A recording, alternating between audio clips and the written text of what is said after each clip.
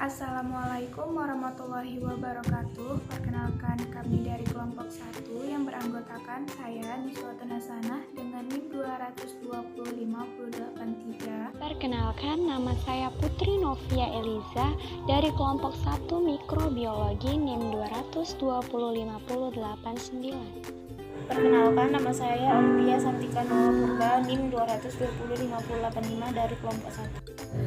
Kami dari kelompok 1 yang akan menjelaskan tentang fungi. Simak materinya sampai akhir ya. Sebelumnya, di sini saya akan menjelaskan mengapa jamur atau fungi ini tidak bisa dikatakan sebagai tumbuhan. Fungi atau jamur merupakan organisme eukariotik yang memiliki dinding sel, namun tidak mempunyai klorofil, sehingga dia tidak dapat berfotosintesis dan pada akhirnya tidak bisa menghasilkan makanannya sendiri. Jamur atau fungi ini juga tidak punya daun dan akar sejatinya dan memiliki jenis yang banyak dan sifat yang unik, sehingga dia dikelompokkan sebagai kingdomnya tersendiri. Untuk mengenalnya lebih dekat, yuk kita bahas ciri-ciri fungi atau jamur. Ciri-ciri pada jamur atau fungi yang pertama ada bentuk jamur. Jamur memiliki bentuk yang beragam, ada yang berbentuk oval, berupa benang, dan memiliki tubuh buah yang berbentuk payung, mangkok, bulat, dan lain-lain. Selanjutnya ialah tersusun dari satu sel atau uniselular dan banyak sel atau multiselular. Jamur uniselular adalah jamur yang berukuran mikroskopis, sangat kecil sehingga membutuhkan mikroskop untuk melihatnya. Sedangkan jamur multiselular ada yang berukuran mikroskopis dan ada juga yang berukuran makroskopis. Ciri-ciri jamur selanjutnya ialah jamur merupakan organisme eukariotik. Mengapa dia disebut sebagai organisme eukariotik? Karena sel jamur sudah mempunyai membran inti seluler tersendiri dan organel sel lainnya. Selanjutnya, tubuh jamur dilindungi oleh zat kitin, di mana zat kitin ini merupakan lapisan utama dinding sel jamur untuk memperkokoh tubuh jamur. Nah, meskipun dia mirip dengan tumbuhan, jamur tidak memiliki klorofil, sehingga tidak dapat berfotosintesis, pada akhirnya tidak bisa menghasilkan makanan sendiri. Namun, dengan demikian, jamur bersifat heterotrof, hidup dengan menyerap nutrisi dari organisme lainnya. Karakteristik jamur berikutnya adalah memiliki struktur tubuh berupa hifa, yaitu sel memanjang berupa benang. Susunan hifa terdiri dari hifa vegetatif yang berguna untuk menyerap makanan dan hifa generatif sebagai alat reproduksi untuk menghasilkan spora. Nah, ternyata hifa memiliki dua macam. Yang pertama, hifa bersepta dan yang kedua, hifa senositik. Hifa bersepta yaitu hifa yang dipisah oleh sekat antar bagian selnya, tetapi masih ada celah untuk perpindahan molekul. Hifa jenis ini terdapat pada divisi ascomycota dan divisi basidiomycota. Sedangkan hifa senositik ini dia adalah hifa yang tidak ada sekat atau tidak dipisah oleh sekat antar bagian selnya. Hifa jenis ini terdapat pada divisi zygomycota. Selanjutnya ada struktur tubuh berupa miselium. Susunan miselium terdiri dari miselium vegetatif yang berguna untuk menyerap makanan dan miselium generatif yang berguna untuk menghasilkan spora. Jika jamur hidup harus bergantung pada organisme lain, lalu bagaimana cara jamur hidup? Nah, jamur dapat berkembang biak dengan baik jika hidup di tempat lembab dengan pH yang rendah. Yang kedua, jamur dapat memperoleh zat makanan dengan 3 cara. Yang pertama ada saprofit. Jamur akan mengambil organik dari sisa organisme yang sudah mati, contohnya Gymnophilus. Saprofit ini berperan sebagai dekomposer atau pengurai zat organik sisa makhluk lain. Yang kedua, ada parasit. Jamur akan mengambil zat organik dari organisme hidup yang menjadi inangnya. Nah, jenis ini umumnya dikenal sebagai jamur patogen atau penyebab penyakit. Contohnya adalah Ustilago. Selanjutnya ialah simbiosis mutualisme. Jamur akan mengambil zat organik dari organisme yang masih hidup tetapi saling menguntungkan. Contohnya seperti pada jamur yang bersimbiosis dengan ganggang biru membentuk likens atau lumut gerak. Nah, selanjutnya kita masuk ke struktur fungi. Yang pertama ada tudung jamur, Kedua adalah mela atau bilah, yang jika dipotong kecil di dalamnya terdapat hifa, inti sel, dan septa.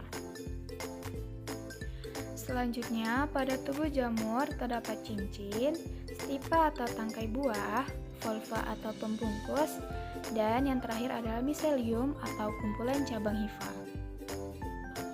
Selanjutnya masuk ke reproduksi jamur. Reproduksi jamur ada dua, yaitu reproduksi aseksual dan reproduksi seksual. Reproduksi aseksual ini diawali dari spora, kemudian bergeminasi atau berkecambah dan membentuk miselium atau penyerap makanan.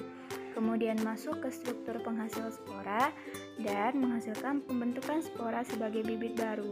Kembali lagi ke tahap awal. Lanjut ke reproduksi seksual. Dimulai dari spora yang bersifat haploid, lanjut bergeminasi atau berkecambah, membentuk miselium atau menyerap makanan. Lanjut ke plasmogami yang merupakan penyatuan sitoplasma dari dua miselium yang berbeda, dan ketika terjadi plasmogami, nukleus tidak berfusi sehingga disebut miselium heterokaryon atau masuk ke tahap heterokaryotik. Setelah masuk ke tahap heterokaryotik, lanjut ke proses selanjutnya yaitu peleburan nukleus yang berbeda membentuk miselium diploid disebut karyogami. Nah, karyogami akan menghasilkan zigot dan berkembang ke tahap meiosis, membentuk sel haploid yang menghasilkan pembentukan spora sebagai bibit baru. Dan kembali lagi ke tahap awal. Klasifikasi jamur dibagi menjadi beberapa kelompok, antara lain zigomikota, yaitu cendawan yang tidak bersekat-sekat pada kondisi normal negatif atau vegetatif. Ciri-ciri umumnya yaitu hifa tidak bersekat, heterotop saprofit sebagai saprofit misalnya kotoran ternak dan kayu. Tubuh disusun oleh hifa dan miselium, yaitu stolon, rhizoid, dan sporangiofor. Spora dihasilkan oleh sporangium. Reproduksi menghasilkan spora seksual dan aseksual. Siklus reproduksi seksual dan aseksual. Reproduksi seksual pada jamur zigomikota terjadi menggunakan organ reproduksi zigosporangium yang menghasilkan zigospora atau dengan cara konjungsi spora. Reproduksi aseksual pada zigomikota, proses ini langsung membentuk sporangium atau hifa haploid yang kemudian akan membentuk spora dengan pembelahan mitosis yang tersebar dan membentuk individu baru dengan sifat genetis dan identik dengan cara berkecambah. Bentuk-bentuk sporangium. Yang pertama di situ ada sorus, yaitu untuk melindungi tumbuhan paku sampai spora itu siap untuk dilepaskan. Yang kedua juga ada indisium, yaitu suatu lapisan pelindung untuk melindungi sporangium terutama yang masih muda. Di situ juga ada saprofil atau saprofit, tempat pembentukan spora.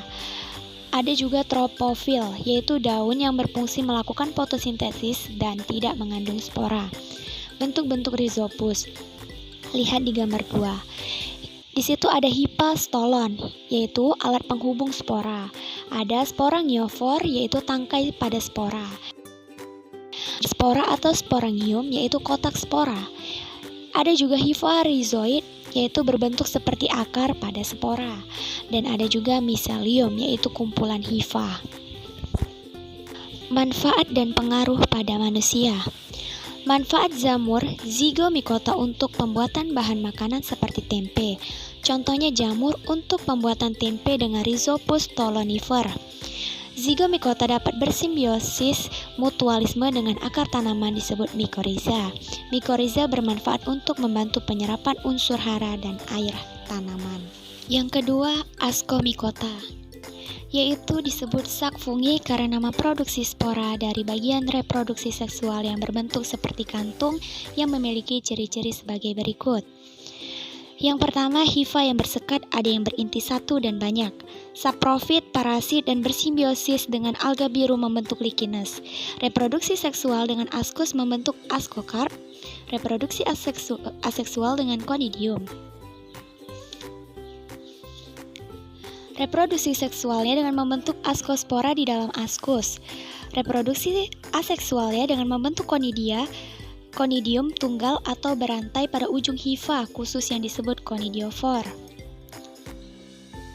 Beberapa bentuk konidia antara lain, yaitu ada konidium, yang merupakan spora fungi non-motil dan aseksual yang terdiri dari beberapa bentuk, yaitu konidiaspora, terbentuk di ujung atau di sisi hifa yang berfungsi sebagai spora aseksual jamur. Ada sterigma atau tonjolan berfungsi sebagai tempat berkembangnya nukleus haploid menjadi badiospora yang haploid. Ada konidiofor, yaitu berfungsi sebagai tempat spora yang bisa diterbangkan angin yang disebut konidia. Ada juga beberapa bentuk askokarp antara lain. Apotesium, jamur yang memiliki askokarp berbentuk seperti cawan atau mangkok terbuka. Ada juga peritesium, jamur yang memiliki askokarp berbentuk seperti botol. Kleutostesium, yaitu jamur yang memiliki askokarp berbentuk seperti bulat dengan tertutup. Ada juga hifa vegetatif, jamur yang memiliki askokarp berbentuk seperti hifa bersepta dan tidak bersepta. Dan ada juga alpanaspora, yaitu jamur yang memiliki askokarp berbentuk spora yang tidak memiliki flagel. Yang ketiga ada Basidiomycota, yaitu divisio dalam kerajaan fungi yang mencakup semua spesies yang memproduksi spora dalam tubuh terbentuk kotak yang disebut basidium. Beberapa ciri umumnya yaitu hifa berserat, ada yang berinti 1 dan 2, saprofit, parasit, dan bersimbiosis dengan akar tumbuhan membentuk mikoriza. Reproduksi seksual dengan basidium membentuk basidiokarp. Reproduksi aseksual dengan konidium. Siklus reproduksi seksual dan aseksual. Yang pertama, reproduksi aseksual. Basidiomycota dilakukan dengan cara hifa haploid membentuk struktur konidia melalui pembelahan mitosis yang menghasilkan konidiospora. Yang kedua ada reproduksi seksual Basidiomycota berupa basidium. Di dalam basidium terjadi peleburan inti serta meiosis yang menghasilkan 4 spora seksual yaitu basidiospora. Beberapa bentuk basidium, yaitu dia ada tudung, bilas, tip, basidium. Contohnya jamur merang, jamur amanita, muscarina, dan jamur sitek. Manfaat fungi Basidiomycota. Manfaat fungi Basidiomycota dapat dimanfaatkan sebagai makanan, contohnya jamur merang dan jamur kuping. Yang kedua ada Basidiomycotes merupakan dekomposer penting bagi kayu dan material tumbuhan lainnya. Dari semua fungi, Basidiomycotes paling baik dalam mengurangi polimer kompleks yang melimpah pada kayu disebut ligin. Fungi menguraikan kayu dari pohon yang lemah atau rusak dan terus menguraikan kayu setelah pohon tersebut mati. Hasil penguraian dapat meningkatkan kesuburan tanah di sekitarnya. Tanah yang subur termasuk dapat dimanfaatkan oleh manusia untuk bercocok tanam. Yang keempat ada divisi Deuteromycota, yaitu jamur tak sempurna, jamur yang belum diketahui cara reproduksi seksualnya. Ciri-ciri umumnya yaitu tersusun atas hifa bersekat dan dinding selnya terbuat dari kitin. Jarang memiliki tubuh buah dan umumnya berukuran mikroskopis, bersifat saprofit dan parasit. Siklus reproduksinya yaitu jamur ini hanya diketahui cara reproduksinya secara aseksualnya saja, yaitu dengan membentuk blastospora berbentuk tunas atau artospora pembentukan spora dengan benang-benang hifa dan konidia. Epidermophyton flocosum. Epidermophyton flocosum adalah jamur berfilamen yang menyebabkan infeksi kulit dan kuku pada manusia. Dermatofit anthropophilic ini dapat menyebabkan penyakit seperti tinea pedis, tinea truris, tinea corporis, dan onychomycosis. Simbolis mutualisme jamur. Yang pertama, lumut kerak merupakan simbiosis jamur. Ascomycota Basidiomycota dengan mikroorganisme fotosintetik, kloropita dan kenobakterial. 2. Mycorrhiza merupakan simbolis jamur Zygomycota, Ascomycota dan Basidiomycota dengan akar tumbuhan tingkat tinggi. Pembagian lichen atau lumut kerak berdasarkan fungi penyusunnya. Yang pertama Ascolichenes, lichen dengan fungi divisi Ascomycota. Yang kedua Basidiolichenes, lichen dengan fungi Basidiomycota. Reproduksi lichen. Reproduksi lichen terdapat dua bagian, yaitu reproduksi aseksual dan reproduksi seksual. Reproduksi aseksual yaitu melalui fragmentasi dan melalui seredia, yaitu kelompok sel ganggang yang diselubungi oleh hifa jamur yang terdapat pada permukaan tubuh lichen. Yang kedua yaitu reproduksi seksual. Jamur berbentuk ascocarp dengan basidiokarp yang di dalamnya ada spora. Jika spora bertemu dengan gangga akan membentuk lumut kerak yang baru. Tipe lumut kerak. Yang pertama yaitu krustose. Lichen yang memiliki bentuk seperti kerak atau seperti coret-coret kecil yang ada pada batang kayu yang sudah mati, misalnya grapis. Yang kedua poliose. Lichen yang memiliki bentuk seperti lembaran daun pipi, melebar, berkerut atau bergelombang, misalnya paramelia. Yang ketiga fruticose. Lichen yang memiliki bentuk seperti semak atau pita bercabang banyak, misalnya usnea. Manfaat lichen: 1. Sebagai organisme perintis, 2. Sebagai indikator pencemaran lingkungan, 3. Sebagai indikator pH, dan 4. Sebagai obat-obatan. Contoh lumut kerak. Yang pertama Pamelia acetabulum, berbentuk lembaran hijau abu-abu di pohon. Yang kedua grapis, berbentuk coretan pada pohon. Yang ketiga usnea atau lumut janggut, menggantung seperti rambut dari kulit pohon, yang merupakan sebagai bahan obat TBC. Yang keempat Cladonia rangifera, hidup di salju yang merupakan makanan rusa kutub. Yang kelima Roselia stinstoria, indikator asam basah yang merupakan bahan kertas lakmus. Yang keenam Centraria islandica, yang merupakan bahan obat-obatan. Yang kedua adalah Mycorrhiza. Mycorrhiza adalah cendawan yang bersimbiosis dengan tumbuhan.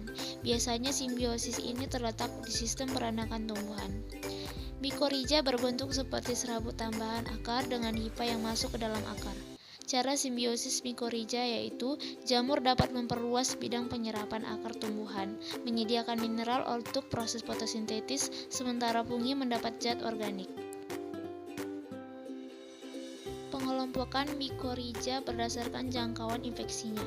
Yang pertama yaitu ectomycorrhiza, hifa yang menembus hanya sampai kulit luar atau epidermis, misalnya kulit dan akar pinus. Yang kedua endomycorrhiza, hifa yang menembus akar sampai ke korteks, misalnya jamur yang hidup pada akar anggrek dan berbagai jenis pohon, membentuk struktur bercabang-cabang atau arbuskula atau seperti gelembung atau vesikula. Manfaat mycorrhiza: 1. Membantu proses penyerapan air dan mineral oleh akar. 2. Melindungi akar dari kekeringan. 3. Melindungi akar dari infeksi jamur lain. Dan 4. Merangsang pertumbuhan tanaman melalui hormon yang dihasilkan oleh jamur.